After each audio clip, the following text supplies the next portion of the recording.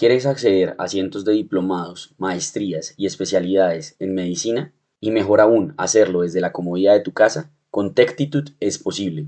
Con mi código AFMED35 obtén un 35% de descuento en lo que desees aprender.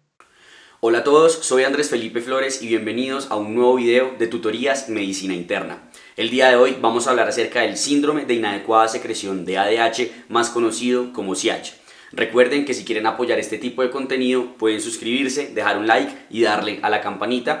Los invito a seguirme en mi Instagram personal @andresfmed, por donde estoy compartiendo con ustedes muchísimo contenido académico, tips de estudio, casos clínicos, entre muchas otras cosas. Así que, no siendo más, vamos adelante con el video. Vamos a hablar entonces de lo que es el SIADH, que en algunas bibliografías pueden encontrar como SIAD sin la H, recordando que el acrónimo quiere decir síndrome de inadecuada secreción de ADH, y cuando le quitamos la H quiere decir síndrome de inadecuada antidiuresis, que es un término que estableció el New England Journal of Medicine en un artículo en donde pues digamos que explican la razón, y ya les voy a explicar yo por qué también se debería llamar de esta manera y no SIADH como tal. Creo yo que pues es algo más como de tecnicismos, independientemente de cómo sea, pues lo importante es conocer la fisiopatología y el manejo de esta patología, que es lo que vamos a tratar de hablar en este video. Como introducción, podemos decir que es un desorden caracterizado por una inhabilidad para suprimir la secreción de ADH, que es la hormona antidiurética, también conocida como vasopresina. Se debe considerar en todo paciente con las siguientes condiciones: paciente que tenga una hiponatremia, que esa hiponatremia sea hipoosmolar y que además esto se acompañe de una osmolaridad urinaria mayor a 100 miliosmoles por kilo. Y yo añadiría aquí algo, y es que el paciente esté euvolémico, es decir, que no esté ni congestivo ni tampoco que esté deshidratado. Tiene múltiples, es muchísimas realmente etiologías que se deben identificar una vez uno lo diagnostica. La fisiopatología de esta enfermedad está dado básicamente, o más bien lo primero que deberíamos hacer es conocer cómo funciona la ADH. Y recordar que la ADH, que es la vasopresina, está regulada principalmente por la osmolaridad plasmática.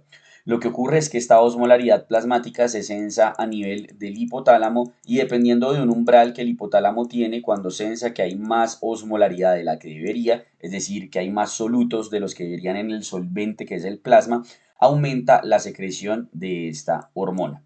Cuando se aumenta la secreción de esta hormona, la ADH lo que va a hacer es generar una recaptación de agua libre a nivel del túbulo colector. Básicamente lo que hace es unirse a los receptores B2 del túbulo colector y esos receptores aumentan las expresiones de las acuaporinas, en donde estas acuaporinas se van a expresar en el lumen del ultrafiltrado y van a reabsorber agua libre. Lo más importante es esta término libre, es decir, que es agua sin solutos, únicamente H2O. Y eso va a hacer básicamente que se concentre como tal la orina, se recapte agua libre y se reduzca esta osmolaridad que se había sensado inicialmente por el hipotálamo. Cuando de forma patológica esto ocurre, ¿sí? Digamos que lo que va a pasar es que uno va a ingerir agua, ¿cierto? Porque cuando se aumenta la osmolaridad también se genera la sed, se va a generar una mayor producción de orina porque va a entrar más agua también y esta orina como tal se va a concentrar y va a llevar a pérdida de sodio como tal con retención de agua. Es decir, digamos que se me eleva la osmolaridad, normalmente lo que yo haría sería producir ADH, generar sed, tomar agua y con lo que se secreta y con lo que se reabsorbe agua libre de la ADH, establecer la osmolaridad. Pero en este paciente, él toma agua porque tiene sed, pero la ADH sigue y sigue y sigue funcionando. Entonces, el poco de solutos que traía esa agua y lo que sea que él haya comido en su día se van a excretar en la orina y toda el agua se va a estar recaptando todo el tiempo. Esto va a generar que haya un estado de hipervolemia relativa, ¿cierto? Porque transitoriamente va a haber mucha agua en el líquido intravascular. Y esa hipervolemia relativa lo que va a hacer es generar la activación de otros mecanismos natriuréticos que restauran la volemia. Es decir, se activa el eje renina-angiotensina-aldosterona, se activa lo que es, se suprime el eje renina-angiotensina-aldosterona, se activa lo que es los péptidos natriuréticos y esto busca, digamos, tratar de restaurar la volemia, pero lo va a hacer a expensas de estimular también la natriuresis. Entonces por aquí se perpetúa precisamente esta disminución del sodio que está ocurriendo secundario a la ADH. Por lo tanto, se genera una hiponatremia euvolémica. Eso es lo más importante, una hiponatremia euvolémica, y además va a haber una hipocalemia secundaria a las, digamos, aspectos que ocurren para homeostáticos para tratar de mantener un adecuado volumen y osmolaridad intravascular y también intracelular. Así, se han propuesto diversos patrones de secreción para hablar de diversos tipos de SIACH. Entonces podemos tener el SIACH tipo A, en donde vamos a tener niveles exageradamente elevados de ADH que no varían con los cambios en la osmolaridad. Esto usualmente es por producción ectópica. Usualmente tengo un tumor que está produciendo ADH como un síndrome paraneoplásico, y entonces la ADH siempre está voladísima, siempre está por allá arriba. El tipo B, por su parte, es una disminución en el umbral de la osmolaridad que genera liberación de ADH, lo que conocemos como osmostato reseteado. ¿Qué quiere decir esto? Yo les había dicho que en el hipotálamo teníamos ese osmostato que cuando decía, uy, venga, la osmolaridad está superior a, no sé, 280, 285 miliosmoles, liberemos un poquito de ADH. Aquí esto se altera y lo que ocurre es que ese umbral se disminuye. Bajan, no sé, voy a inventar un valor hipotético a 260 miliosmoles. Y cuando baja esos 260 miliosmoles, pues todo el tiempo nosotros estamos por encima de esos 260. Entonces lo que él busca hacer es liberar y liberar y liberar ADH para tratar de llegar a esta osmolaridad. Entonces suele ser realmente el más benigno, puesto que en algún momento cesa la secreción de ADH. A diferencia de este ectópico en donde se sigue y se sigue y se sigue produciendo, así la osmolaridad ya esté por allá en 200, por poner un valor exagerado. En este, cuando llegamos a este 260 o al que sea el umbral que se haya reseteado este osmostato, cesa la liberación de ADH y ahí se establece el paciente como en un punto de balance en donde sí va a estar hiponatrémico, pero no se va a perpetuar como tal esa hiponatremia. Tenemos el tipo C, en donde son niveles persistentemente elevados de ADH que no varían con la osmolaridad, pero son unos niveles que no están tan exageradamente elevados como el tipo A y también se suelen deber a producción ectópica. Tenemos el tipo D, en donde tenemos una orina persistentemente concentrada y respectivamente de si baja o no la ADH.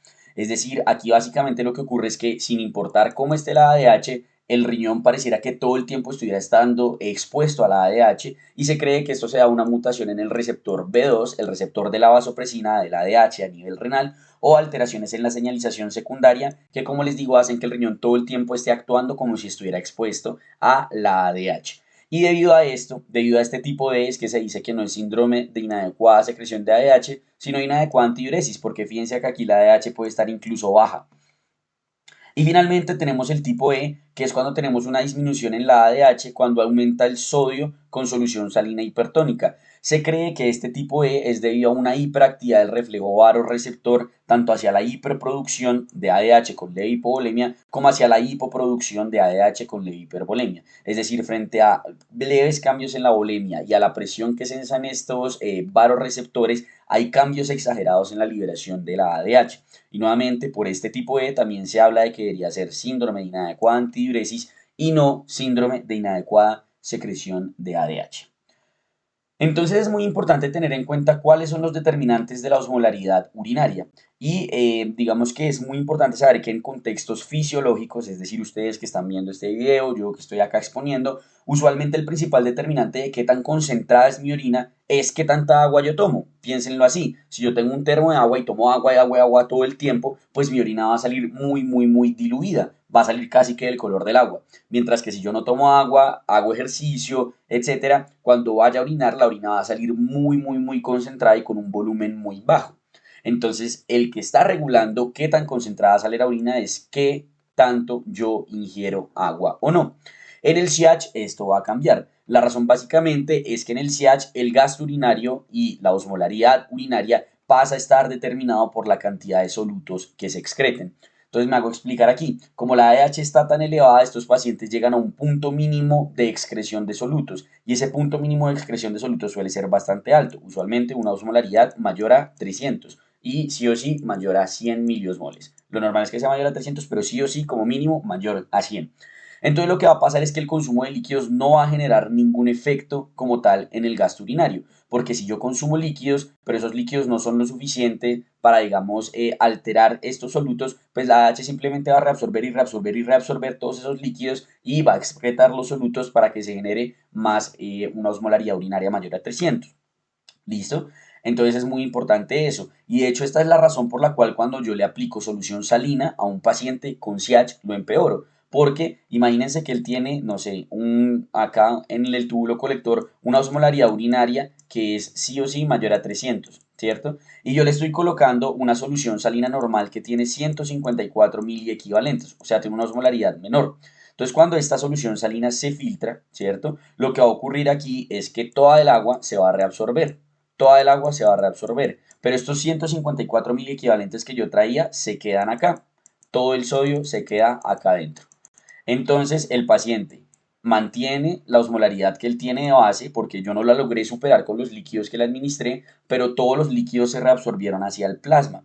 Entonces, lo que hace eso es aumentar, digamos, la dilución del sodio, perpetuar la hiponatremia y de esa manera se empeora como tal el paciente.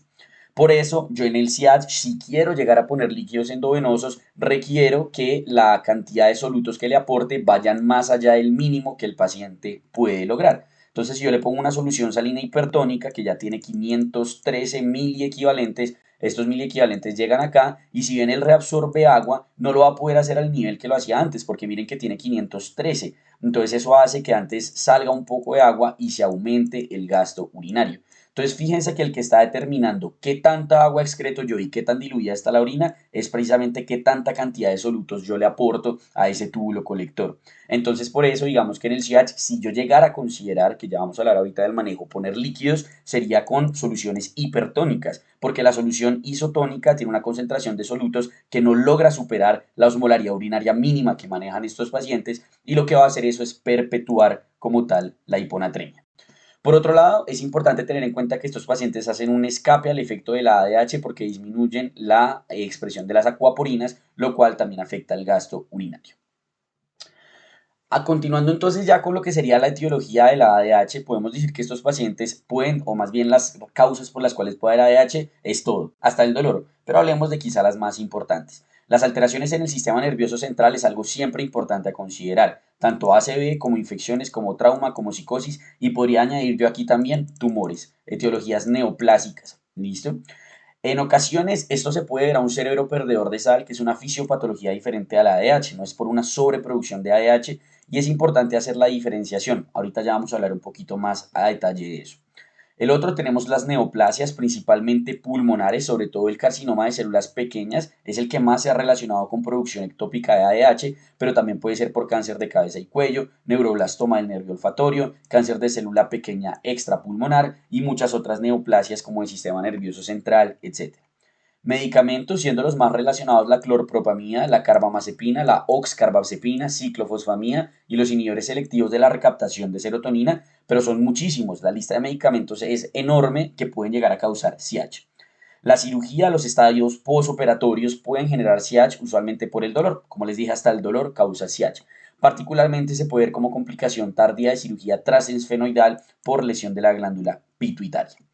La enfermedad pulmonar de cualquier tipo, infecciosas, asma, atelectasias, falla respiratoria, neumotórax, también puede generar secreción de ADH, déficit hormonal como en hipopituitarismo e hipotiroidismo, administración hormonal, por ejemplo, cuando administro de forma exógena vasopresina, desmopresina u oxitocina, oxitocina en el caso del embarazo, desmopresina en el caso de trombocitopenia o de, digamos, coagulopatía por uremia, y vasopresina en el contexto, por ejemplo, de los pacientes sépticos a los que les estoy haciendo reanimación en un choque séptico y les estoy poniendo un soporte vasopresor de segunda línea con vasopresina. VIH por primoinfección puede generar en el síndrome retroviral agudo CIACH, pero también por complicaciones de la enfermedad como neumocistosis, lesiones del sistema nervioso central, etc. Causas hereditarias, mutación de ganancia en el receptor B2, que fue precisamente ese patrón de secreción tipo D del cual hablábamos, en el cual independientemente de cómo esté la ADH, el riñón todo el tiempo actúa como si estuviera expuesto a ADH. Y finalmente el idiopático, en el que no tenemos ni idea de qué es, aunque el idiopático en la gran mayoría de los escenarios, quedo viendo el porcentaje, pero si mal no recuerdo era 40%, terminan siendo debidos a tumores. Recordar entonces que esta esta manifestación, esta enfermedad se va a presentar como una hiponatremia, entonces siempre recordemos que la hiponatremia la podemos clasificar en leve, moderada y profusa dependiendo de qué tan baja esté, 135 a 130 leve, 130 a 125 moderada y menor a 125 profusa. La podemos clasificar conforme a la antigüedad en aguda y crónica, siendo el punto de corte las 48 horas, recordando que toda hiponatremia que no conozca su antigüedad, es decir, que no tenga un sodio en las últimas 48 horas que estaba normal, es crónica por definición y la manejo como tal para evitar la mielinolisis. Y en cuanto a los síntomas, la puedo clasificar en moderada a severa y según algunas guías asintomáticas, según algunas otras literaturas, no existe la hiponatremia asintomática. En mi opinión, sí existe. Pero bueno, entonces cuando tenemos síntomas por hiponatremia, los síntomas moderadamente severos, recordar que son náuseas, confusión y cefalea, y los síntomas severos son vómito y estrés cardiorrespiratorio y todo lo que se imaginen de ahí para allá que altere más la alteración en el estado de la conciencia. Coma, estupor, convulsiones, somnolencia, etcétera, todo eso va a ser o va a entrar a contar como síntoma severo. Ojo, siempre hay que garantizar que estos síntomas sean por la hiponatremia. Si el paciente tuvo un trauma craneoencefálico severo, pues muy probablemente el Glasgow menor a 8 no va a ser por la hiponatremia, sino por un hematoma que está haciendo o algo por el estilo. Entonces, si vamos a clasificar los síntomas como severos, que estemos por lo menos seguros de que realmente los síntomas son debidos a la hiponatremia. En cuanto al abordaje de la hiponatremia, recordar que siempre uno la diagnostica pues con un laboratorio, un sodio menor a 135, eso es hiponatremia, y cuando yo me enfrento a una hiponatremia debo solicitar la función renal, la glicemia y la creatinina, sobre todo la glicemia, es lo más importante. Para hacer el cálculo de la osmolaridad efectiva, recuerden que ya no se utiliza la fórmula de la osmolaridad común, sino la osmolaridad efectiva, que es 2 veces el sodio más la glucosa sobre 18, para de esa manera clasificar a la hiponatremia en hiposmolar, isoosmolar o hiperosmolar, o hipertónica, isotónica o hipotónica. Básicamente recordando que la hipertónica y la isotónica no son hiponatremias de verdaderas y aquí no tengo que hacer búsqueda etiológica de hiponatremia. Esa hipertónica es porque hay partículas osmóticamente activas en el plasma como manitol o hiperglicemia y la isotónica es un error de laboratorio. Mientras que cuando es una hiponatremia hipotónica con una osmolaridad menor a 280 miliosmoles por kilo, en esos escenarios sí debo hacer el abordaje de la hiponatremia y ver cuál de todas las etiologías puede ser, pues entre esas obviamente el CH. Recordar que pues, se puede corregir el sodio si tengo una hiperglicemia severa con 2.4 por, o más bien sumándole 2.4 al sodio por cada 100 que esté por encima de 100 la glicemia. Es decir, el valor de glicemia normal es 100, si está en 200 pues está una vez 100 veces por encima. Si está en 300 está dos veces 100 por encima. Entonces si está en 200 le sumo 2,4, si está en 300 le sumo 4,8. Algunas bibliografías les van a decir que hagan el cálculo con 1.6. No hay un estudio que yo sepa que compare los dos valores, así que depende mucho es de realmente el centro de práctica clínica en el que ustedes estén ejerciendo o estén rotando. Entonces así, una vez yo diagnostico una hiponatremia hiposmolar, lo que voy a hacer es determinar si está hipovolémica, euvolémica o hipervolémica. Si está hipovolémica es porque está perdiendo sodio con sal por algún lado y ahí la pregunta es, ¿la pérdida es renal o no? Y me guío con el sodio urinario. Entonces puede ser una alteración renal o puede ser diarrea, vómito, etcétera. Mientras que si es hipervolémica, la pregunta es la congestión es por culpa del riñón o no. Si es por culpa del riñón es falla renal, si no, falla cardíaca, cirrosis, etcétera. La que nos importa realmente es la euvolémica. Cuando yo me enfrento a una hiponatremia euvolémica, es muy importante que sepan que si bien el CIACH es algo que de una se me tiene que venir a la cabeza, es lo último que voy a diagnosticar, porque el CIACH es un diagnóstico de exclusión. Entonces, ¿qué es lo que voy a hacer inicialmente cuando tengo una hiponatremia euvolémica? Primero, ver si esa vaina puede ser porque el paciente está tomando demasiada agua. Es decir, tiene una polipsia primaria, tiene una potomanía, tiene una dieta de tea and toast, y eso lo voy a objetivar con una osmolaridad urinaria menor a 100. Si la osmolaridad urinaria no es menor a 100, sino que es mayor a 100, entonces ahí entro yo a pensar, venga, este paciente tiene diuréticos, sí o no. Puede que tenga un hipotiroidismo, pídale una TSH. Puede que tenga una alteración adrenal, pídale un cortisol salival AM. Y si no es nada de eso, si no son diuréticos, no es hipotiroidismo, no es suficiencia adrenal, ese paciente tiene un CH y lo trato como tal. Este es el abordaje que pues todos utilizamos en la clínica. Recordar que las guías recomiendan no hacer un abordaje iniciando por la clínica, sino por la paraclínica, en donde ellos dicen lo primero que usted hace es la osmolaridad urinaria. Si es menor a 100, el problema es de ingesta. Si es mayor a 100, mire la concentración del sodio en orina y después de mirar la concentración en el sodio en orina, mire el volumen o la volemia como tal. Entonces, pues digamos que pues Realmente es muy difícil hacer porque de entrada no es que todo el mundo tenga disponibilidad de pedir un sodio, una osmolaridad urinaria así como así. Entonces, pues mi recomendación es siempre usar y llegar al CIACH a través de a pesar de que pues las guías realmente recomiendan como primer paso. O sea, si está en un hospital donde lo pueden hacer, obviamente háganlo, porque pues teóricamente tiene más evidencia. Nuevamente aquí para recordar las múltiples etiologías que pueden haber, fíjense como les decía la gran cantidad de medicamentos que pueden estar relacionados con el CIACH. Entonces, una vez yo determiné que mi paciente estaba hiponatrémico, era una hiponatremia hipoosmolar, y esa hiponatremia hipoosmolar era euvolémica y su osmolaridad urinaria era mayor a 100, puedo entrar a pensar en el CIACH si descarto las etiologías. Y aquí tenemos los criterios diagnósticos del CIACH, en donde tenemos unos criterios esenciales y unos suplementarios. Teóricamente, para diagnosticar el CIACH, yo necesito todos los esenciales y los suplementarios sirven en tal caso de que no cumpla los esenciales, pero los sospeche todavía. Entonces, los esenciales, lo primero es que el paciente tenga una osmolaridad sérica baja, ¿sí? Una hiponatremia hiposmolar, como habíamos dicho. Lo segundo es que la osmolaridad urinaria esté mayor a 100. ¿Listo? Muy importante. ¿Por qué esta osmolaridad urinaria mayor a 100? Por lo que ya habíamos explicado, la ADH concentra la orina.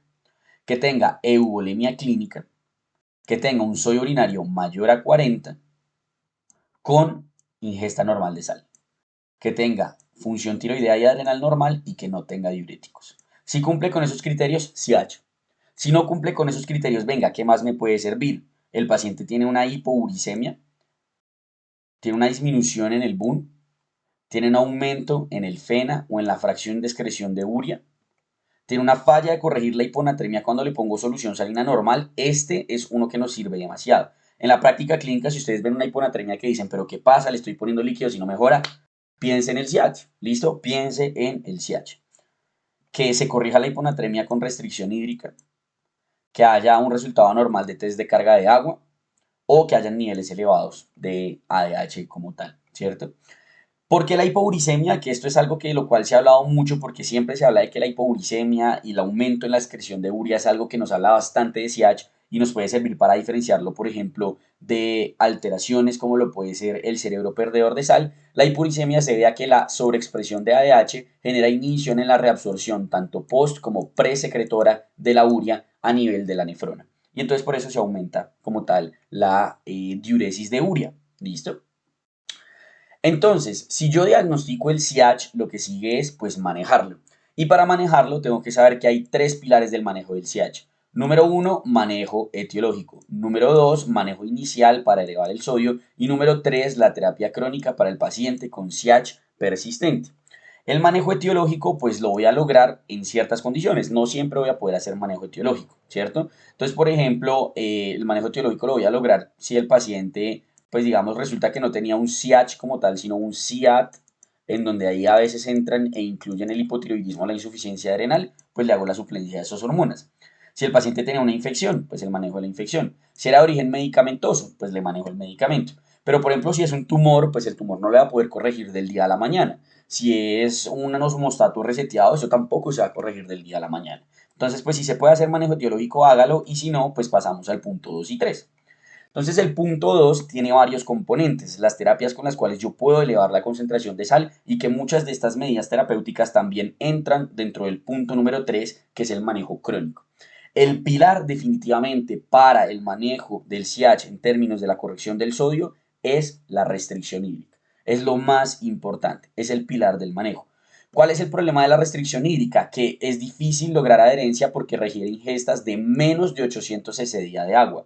O sea, imagínense una botella de agua de 600 cc, que es la normal que venden, súmenle 200 cc más. Eso es lo que se te pueden tomar en el día con todo lo que uno cuente de agua. ¿Listo? Jugos, sopas, agua para tomar medicamentos, agua que tomen en el día, todo, absolutamente todo. Entonces es algo que pues no es del todo fácil de lograr.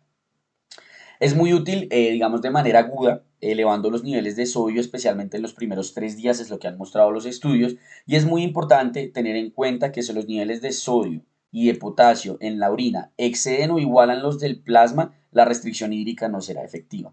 ¿Listo? O sea, si el man tiene una excreción de sodio exageradamente elevada por allá en 100, 130, la restricción hídrica no va a servir, porque así yo haga restricción hídrica, la osmolaridad plasmática va a seguir teniendo su límite que no se va a ver afectado por esto.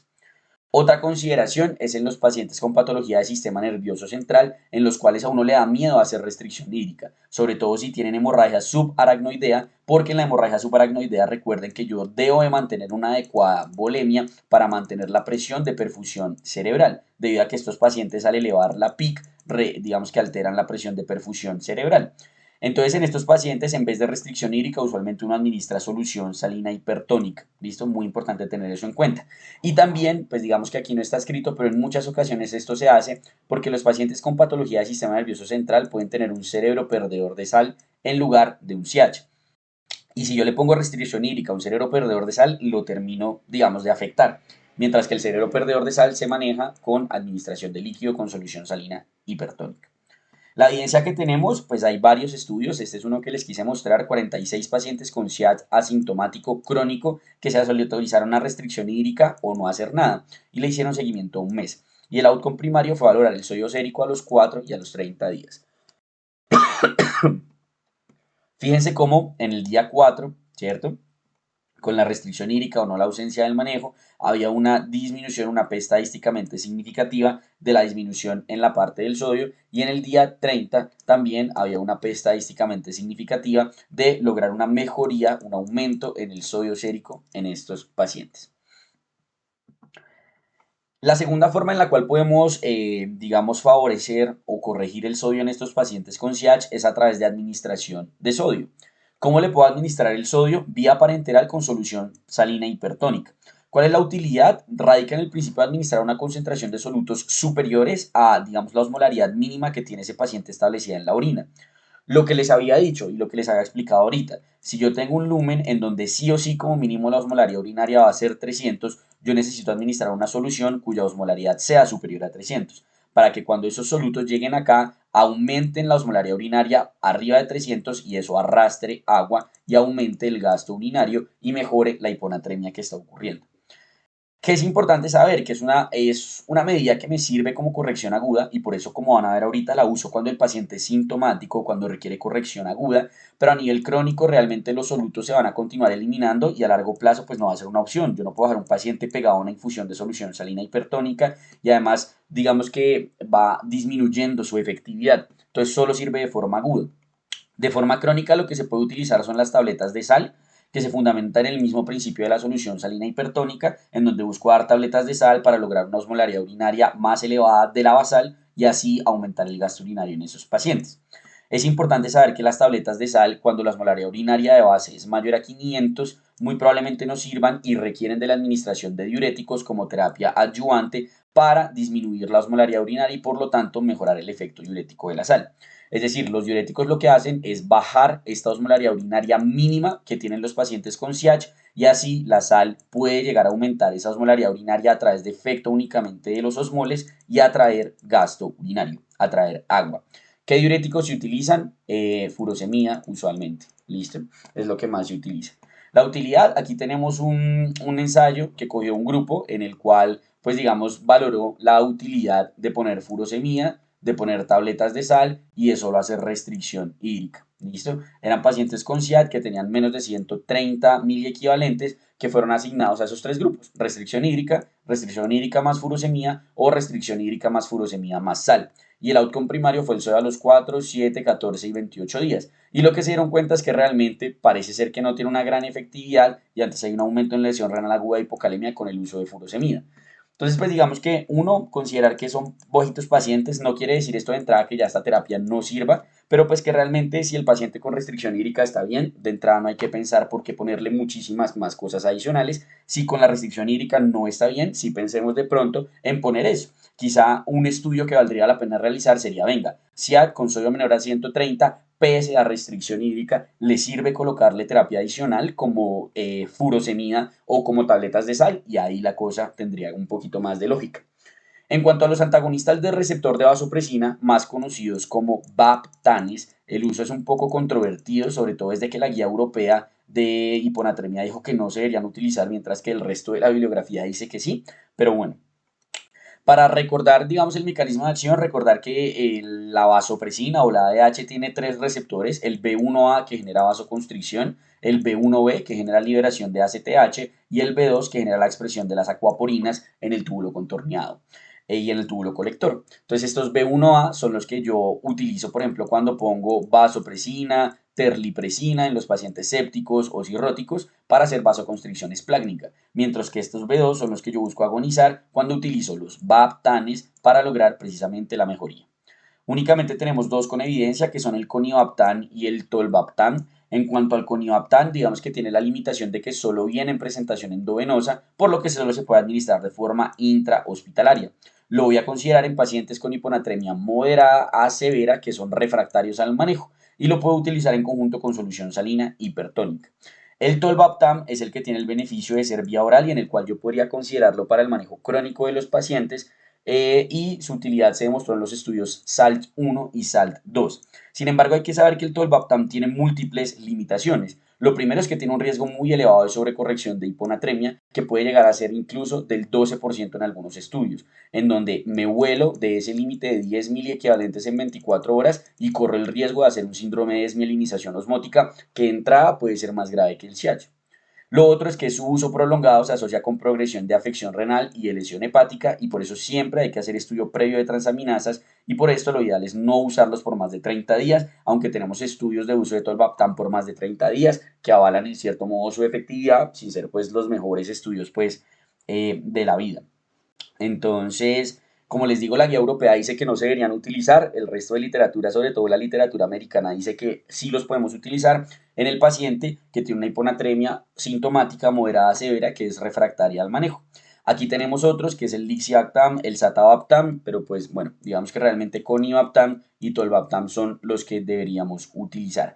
Es importante saber adicionalmente que el tolvaptam incluyó a pacientes que no tenían un SIACH per se por secreción ectópica, sino que hay algunos escenarios en los que cuando yo tengo disminución del volumen circulante efectivo por patologías congestivas como cirrosis y falla cardíaca, estos pacientes empiezan a hacer liberación de ADH a expensas de la hipovolemia. O sea, empieza a haber liberación de ADH independiente de la osmolaridad. Entonces ellos hacen como un SIACH relativo y resulta que cuando uno le pone pues baptanes a estos pacientes, pero además les corrige esto, les corrige digamos el deterioro de la congestión, pues uno muy fácilmente puede hacer una supresión de esta liberación de ADH de forma súbita y eso sumado pues digamos a la inhibición de los receptores de ADH a través del tolvaptan podría favorecer esta sobrecorrección. Es importante tener eso en cuenta, o sea, estos estudios incluyeron a esos pacientes y no solo a pacientes con SIACH, digamos que no fueran por una producción de vía hipovolemia.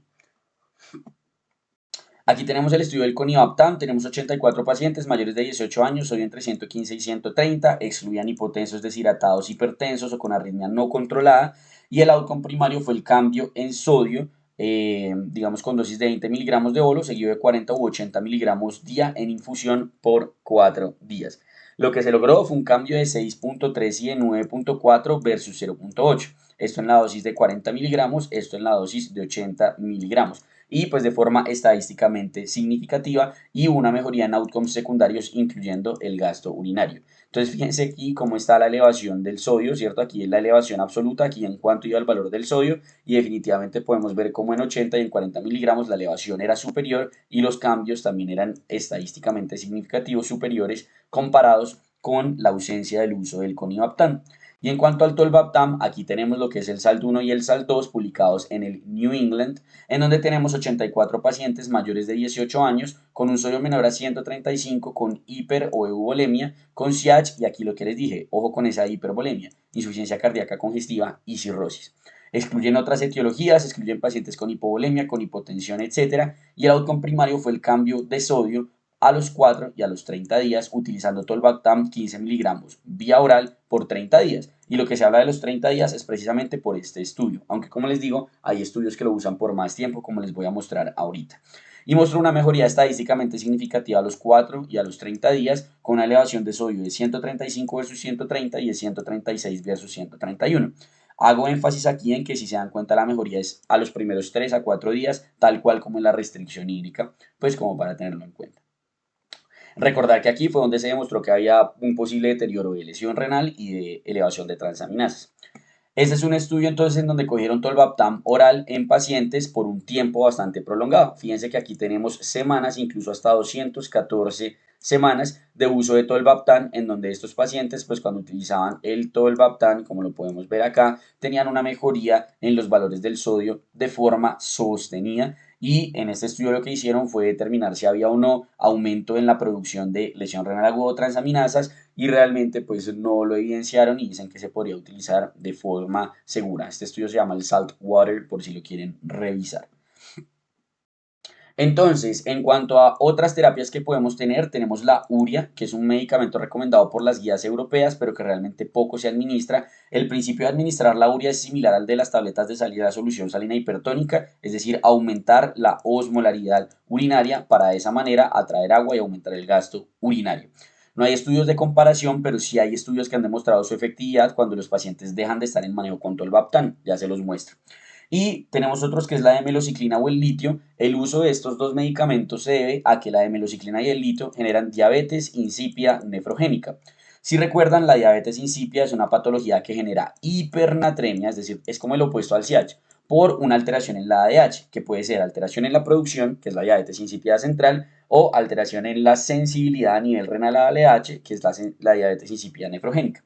Entonces, dentro de los eventos adversos de la hemelociclina y el litio, pues está esto, y pues se usa básicamente para tratar entonces de evitar que el riñón no sense la sobreproducción de ADH que tienen los pacientes con CIACH. ¿Cuál es el problema? Pues que digamos la efectividad es incierta, ¿no? Porque es un evento adverso y por ende pues digamos que tiene un porcentaje que no es muy alto en los pacientes, y además puede tener múltiples otros eventos adversos, tanto la de melociclina como el litio, como gastrointestinales, fotosensibilidad, neuropsiquiátricos, por lo que realmente uno no ve el uso de estos medicamentos y se considerarían solo en escenarios o experimentales o en pacientes ya refractarios pues a todo.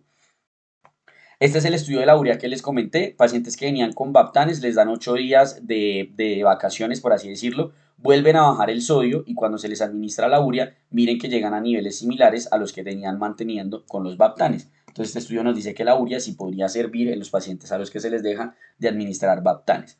Y ahí como chisme, me encontré este estudio que me pareció interesante de los SGLT2, en donde cogieron a pacientes, 88 pacientes, fíjense que la misma cantidad prácticamente del SALT 1 y SALT 2, que tenían más de 18 años, sodio menor a 130 por SIAT, excluyeron a pacientes con diabetes tipo 1, manejo previo con SGLT2, nefropatía, síntomas severos y hepatopatía. Y lo que vieron fue si aplicar empaglifosina 25 miligramos 4 días generaba un cambio de sodio significativo. Muy importante era empaglifosina más restricción hídrica. Y se dieron cuenta que había un cambio estadísticamente significativo de 10 versus 7 miliequivalentes. Entonces, pues no es algo que de entrada se piense, no es algo que esté utilizándose en los hospitales, pero pues podría ser algo que a futuro, este estudio es nuevo, creo que era 2020, 2021, podría llegar a considerarse el uso de los SGLT2 en estos pacientes de forma intrahospitalaria, y quien quita haya un estudio que más a futuro nos muestre la efectividad de estos medicamentos de forma extrahospitalaria. ¿Cómo podemos, digamos, ya llevar a la práctica todo esto que les he dicho de la evidencia de los batanes, de la restricción hídrica, etcétera y demás? Entonces, cuando diagnosticamos al paciente con SIACH, lo que voy a hacer es determinar qué tasa de corrección necesito. Y esto va a variar según la severidad de los síntomas. Si el paciente tiene síntomas severos, le voy a poner agua, ¿cierto? Le voy a corregir de forma aguda, perdón, qué pena, hasta 10 mil equivalentes máximo en 24 horas. Tener mucho cuidado con un CIACH que pueda ser reversible, por ejemplo, por medicamentos o, por ejemplo, por volumen circulante efectivo alto, ya que estos pacientes pueden hacer una vaina que se llama diuresis de agua, que básicamente es que se suprime completamente la ADH, entonces botan y botan y botan agua libre y eso hace riesgo de sobrecorrección. ¿Listo? Por eso incluso las guías recomiendan, ojalá, subir solo 6.000 equivalentes. Si la hiponatremia es moderada, leve, no tiene síntomas, pues uno corrige 4 a 6.000 equivalentes en día y no necesariamente debe ser con solución salina. Entonces, así, para los síntomas severos, lo que se recomienda, esto es guías americanas, bolos de 100 cc, solución salina al 3%, buscando la resolución de los síntomas. Muy importante lo que les había dicho, ojo con los pacientes con CIACH reversible. Y si el paciente tiene una osmolaridad urinaria mayor a 500, es útil considerar los diuréticos para mantener la corrección del sodio. Recuerden que el principio de los diuréticos es disminuir la osmolaridad urinaria para que esta solución salina hipertónica logre un mayor aumento en la osmolaridad gracias a la hiperosmolaridad de la misma, y de esa manera traer más agua para favorecer el gasto urinario. Como les dije, esto es guías americanas. Si miran guías europeas, les van a decir 150 cc de solución salina y así ellos aplican los bolos. Ahora, si el paciente no tiene síntomas severos, sino que es asintomática, síntomas leves o moderados, sobre todo si son síntomas moderados, uno puede considerar un único bolo de solución salina hipertónica y luego hacer manejo etiológico y manejo del CIACH. Entonces, hacerle restricción hídrica, iniciar tabletas de sal, considerar urea y en los casos refractarios, considerar el uso como tal de los baptanes. En cuanto a la terapia de mantenimiento, que la vamos a utilizar únicamente para los pacientes con CIACH persistente crónico, pues voy a hacer restricción hídrica y voy a considerar, si es refractario a la restricción hídrica, las tabletas de sal, la urea y los diuréticos de asa solo si la osmolarina en área es mayor a 500 y le estoy aplicando restricción o tabletas de sal, perdón, al paciente. Voy a considerar egreso en los pacientes asintomáticos, muy importante, se debe tener cuidado con el egreso muy pronto en pacientes que tengan exceso de corrección por un CIACH potencialmente reversible, que no vaya y sea que yo les ponga restricción hídrica, era un CIACH por medicamentos y el paciente sigue haciendo restricción hídrica y me sobrecorrige y me hace una desmielinización osmótica. En cuanto a el osmostato reseteado, es importante tener en cuenta que se debe considerar el osmostato reseteado en pacientes con CIACH aparente, con hiponatremia leve que es estable por varios días sin importar las variaciones en la ingesta. Lo que les había dicho, este paciente hace una hiponatremia que llega a un valor que ya se estabiliza porque hasta ahí llega el umbral al cual se reseteó como tal el osmostato. Uno lo puede confirmar dando carga de agua, en donde estos pacientes van a eliminar más del 80% del agua que se les administre, a diferencia de los pacientes que tienen un CIACH como tal por producción de ADH. Entonces es importante, dado que no se suelen utilizar ninguna de las terapias mencionadas previamente en estos pacientes y solo se suele hacer manejo etiológico, si tienen malnutrición, si tienen TBC, si tienen psicosis. Y algo que valga la pena, creo yo, mencionar acá es también la diferencia entre el CIACH y lo que sería el cerebro perdedor de sal. Entonces recordar en estos pacientes que si ustedes llegan a considerar que un paciente tiene un CIACH, ¿cierto? Y ustedes en ese paciente que tiene un CIACH le aplican la restricción hídrica y mejora, pues muy probablemente es un CIACH. Pero si se deteriora, muy probablemente es un cerebro perdedor de sal. Lo otro, los gastos urinarios en el CIACH son estables o normales, mientras que en el cerebro perdedor de sal son altísimos. Son gastos urinarios exageradamente altos. En términos de la volemia, pues ya habíamos dicho que el CIACH suele ser euvolémico, el cerebro perdedor de sal en ocasiones puede llegar a ser hipovolémico, secundario precisamente a esta pérdida excesiva como tal de sodio y de agua.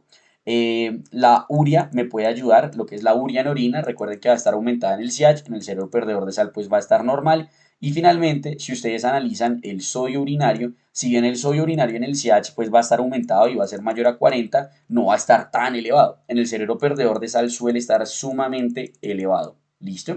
Entonces, pues como para que tengan esas diferencias, porque recordar que el cerebro perdedor de sal lo vamos a tratar con solución salina hipertónica al 3%. Y también por eso pues tengan en cuenta que si tienen un CIACH con una patología intracraneal, de entrada duden si le hacen de una la restricción hídrica y piensen en el manejo con la solución salina hipertónica. Si no les mejora, pues no era un cerebro perdedor de sal. Pero si sí les mejora o va por ahí, pues puede que sea cualquiera de las dos y toca tener cuidado entonces con esos pacientes. Esto sería entonces pues todo lo que quería compartir con ustedes. Muchísimas gracias a los que vieron la clase. Espero que les haya gustado. Cualquier duda que tengan déjenla en los comentarios. Trataré de responderla lo más pronto posible y nos vemos en una próxima ocasión.